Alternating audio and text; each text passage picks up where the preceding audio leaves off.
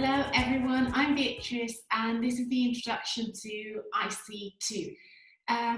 In these videos we're going to see the different parts of the exam ISE II, and I'm going to give you some tips and some advice on how to pass this exam. So to start off, ISE II is an intermediate level exam, and in this course you're going to learn how to do the different language functions, the vocabulary you need to do them, the different topics we're going to learn, and also the different parts of the exam. So let's have a look.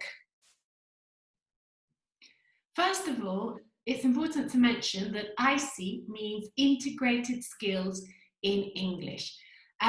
This is something fundamental about this exam because it's something that's quite particular about it. It's that it combines the skills of speaking and listening and reading and writing, and we're going to see how that's done. So basically the exam is divided into two modules, the reading and writing module and the speaking and listening module. The reading and writing lasts 2 hours and the speaking and listening lasts 20 minutes. These exams, these two tests, these two modules are taken on different days and you can take them independently.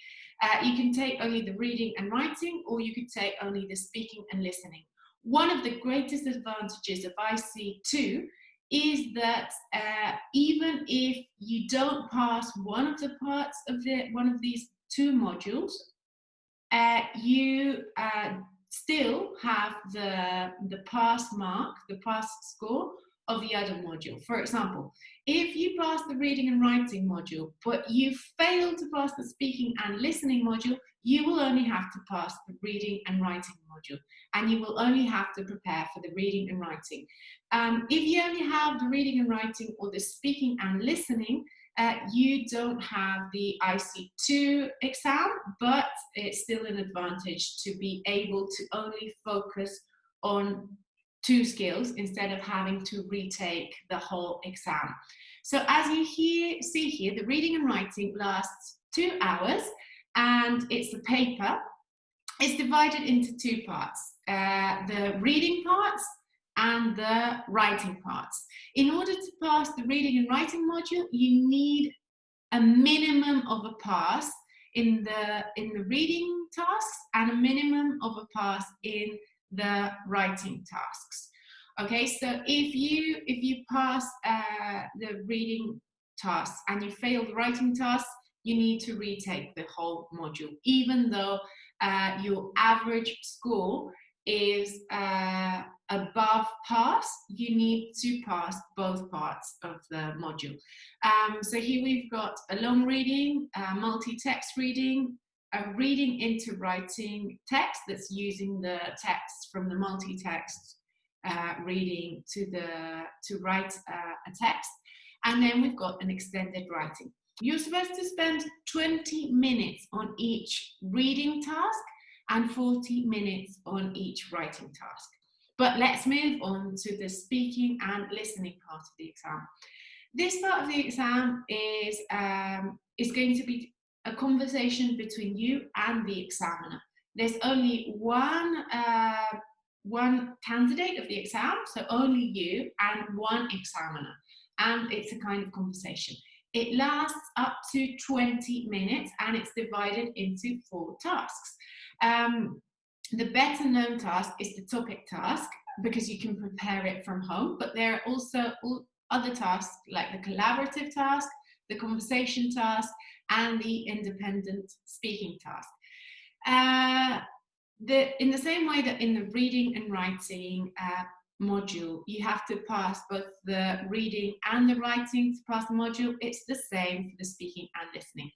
You need a minimum of pass both in the speaking tasks and in the listening tasks. Sorry, this is independent listening, not independent speaking. Let's see, independent listening.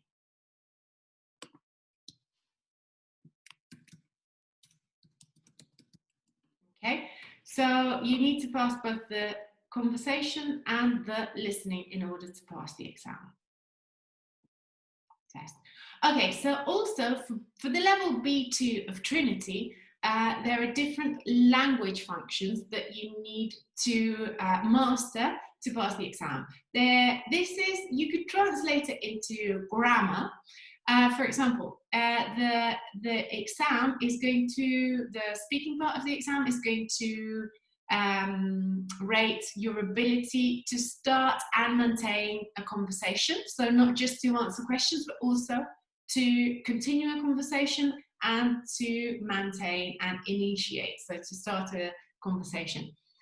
Also to express and expand ideas and opinions by giving examples, by giving reasons, by talking about the different aspects of something. Very important in this level, you can find it in the reading and writing, in the speaking and listening, is talking about advantages and disadvantages. Okay, so weighing both sides of an argument, because this is a higher level of B2, so you have to be able to talk about one side and the other side. What are the advantages, what are the disadvantages, for example, of global warming? Well, there are only disadvantages to global warming, I guess. Speculating. Okay, so this is not just stating something, saying something is true, but also what is the probability? Okay, is it very probable, a bit probable? It might happen, it may not happen. Okay, so not being always 100% sure, but imagining what the possibilities are. Another thing is giving advice. So for example, in your writing, you could write an article giving advice about a topic, or during the conversation, for example, in the collaborative task, you have to give the examiner advice.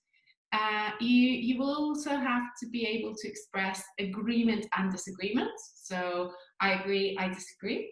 And elicit further information. That means asking for more information and establishing common ground. So saying in what things you agree. Okay, so yes, we agree or we disagree. So that's it for the ISE II overview. And next we'll look into the different parts of the exam. See you there. Goodbye.